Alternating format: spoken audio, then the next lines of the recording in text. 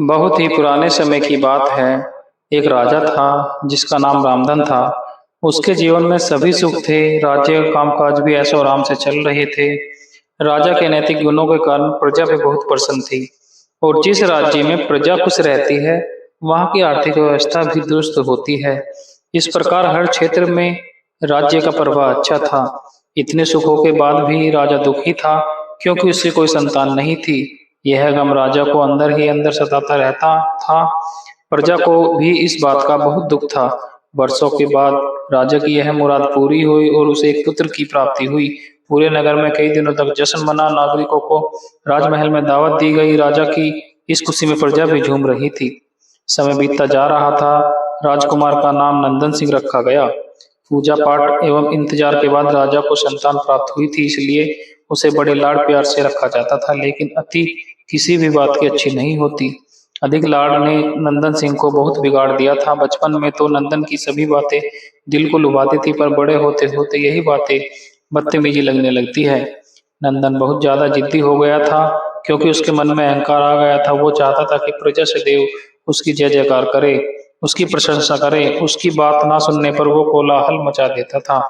बेचारे सैनिकों को तो वो पैर की जूती ही समझता था। आए दिन उसका प्रकोप प्रजा पर उतरने लगा था। वो खुद को भगवान के समान पूजता देखना चाहता था। आयु तो बहुत कम थी, लेकिन अहम कई गुना बढ़ चुका था।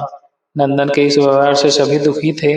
प्रजा आए दिन दरबार में नंदन की शिकायत लेकर आती थी, जिसके कारण राजा का सिर लज्जा से झुक जाता था। यह एक गंभीर विषय बन चुका था। एक दिन राजा ने सभी खास दरबारियों एवं मंत्रियों की सभा बुलवाई और उनसे अपने दिल की बात कही कि वे इस राजकुमार के इस व्यवहार से अत्यंत दुखी है। राजकुमार इस राज्य का भविष्य है। अगर उनका व्यवहार यही रहा तो राज्य की खुशहाली चंद दिनों में ही जाती रहेगी। दरबारी राजा का सतावना देते हैं और कहते हैं कि आप हिम्मत रखें, वरना प्रजा निसहाय हो जाएगी। मंत्री ने सुझाव दिया कि राजकुमार को एक उचित मार्गदर्शन एवं सामान्य जीवन के अनुभव की जरूरत है। आप उन्हें गुरु राधागुप्त के आश्रम में भेज दीजिए। सुना है वहां से जानवर भी इंसान बनकर निकलता है। यह बात राजा को पसंद आई और उसने नंदन को गुरु जी के आश्रम में भेजा। अगले दिन राजा अपने पुत्र के साथ गुरु जी के आश्रम पहुंचे। राजा ने गुरु राधागुप्त के साथ अकेले में बात की और नंदन के विषय में सारी बातें कही। गुरु जी ने राजा को आश्वस्त किया कि जब अपने पुत्र से मिलेंगे तब उन्हें गर्व महसूस होगा। गुरु जी कैसे सब सुनकर राजा को शांति महसूस हुई और वे सहर्ष अपने पुत्र को आश्रम में छोड़कर राजमहल लौट गए।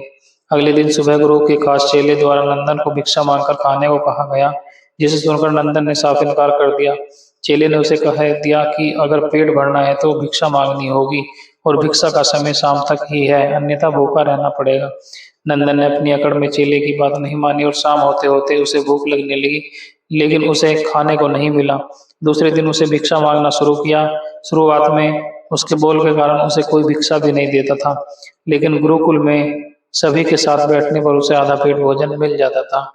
धीरे धीरे उसे मीठे बोल का महत्व समझ आने लगा और करीब 1 महीने बाद नंदन को भरपेट भोजन मिला, जिसके बाद उसके व्यवहार में बहुत ही परिवर्तन आए।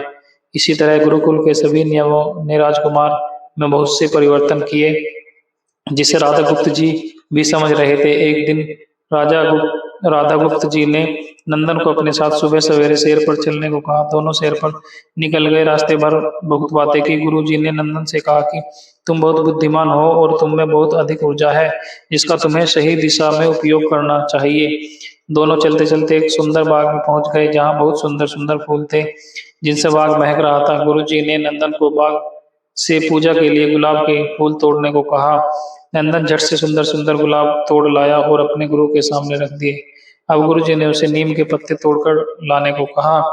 नंदन वो भी ले आया। अब गुरु जी के ने उसे एक गुलाब सूंघने को दिया और कहा, बताओ कैसा लगता है। नंदन ने गुलाब सूंघा और गुलाब की बहुत तारीफ की। फिर गुरु जी ने उसे नीम के पत्ते चखकर उसके बारे में कहने को कहा।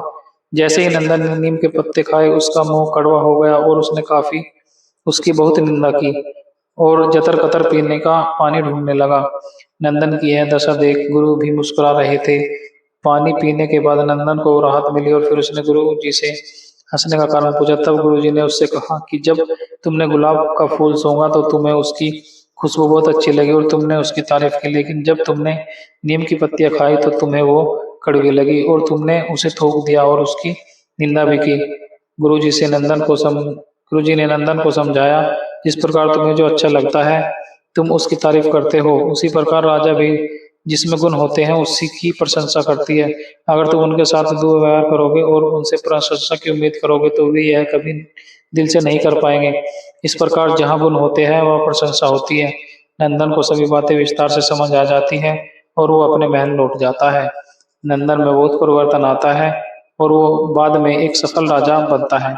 इस कहानी से हमें यह शिक्षा मिलती है कि गुरु की सीख ने नंदन का जीवन ही बदल दिया। वो एक क्रूर राजकुमार से एक न्यायप्रिय दयालु राजा बन गया।